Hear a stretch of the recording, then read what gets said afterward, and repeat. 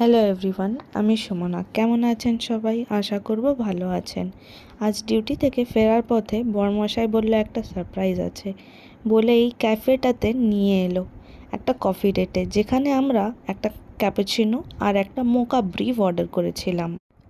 মেনুটা অনেক লম্বা ছিল, যা পড়া সম্ভব ছিল না, টাইমটাও ইনাফ ছিল না। কফিগুলো যতটা ভালো ছিল ঠিক ততটাই অ্যাম্বিয়েন্সটাও ভালো ছিল। তার সাথে সাথে এই ক্যাফেটা 2024-এ ওপেনিং হয়েছে। আর সামনে কফিগুলো দেখতেই পাচ্ছেন, খুব সুন্দর ডেকোরেট করা আছে। আর কিছু প্লান্টসও রাখা ছিল, প্লান্টসগুলো খুব সুন্দর দেখতে লাগছিল আর খুবই পরিষ্কার পরিচ্ছন্ন। সাথে সাথে অনেকগুলো পেন্টিং ছিল, যেইগুলো খুবই সুন্দর লাগছিল দেখতে। এটা আমার বরমশাই, যে ফোন ঘাঁটতে সবসময় ব্যস্ত। বউ এনেছে, কিন্তু বউয়ের দিকে কোনো অ্যাটেনশনই নেই। ক্যাফেটা বাগনানে সিচুয়েটেড, ঠিক অ্যাপোলো ফার্মাসির পাশে।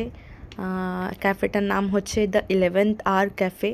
আপনারা সবাই যেতে পারেন, খুব সুন্দর একটা ক্যাফে, অ্যাম্বিয়েন্সটাও খুব সুন্দর।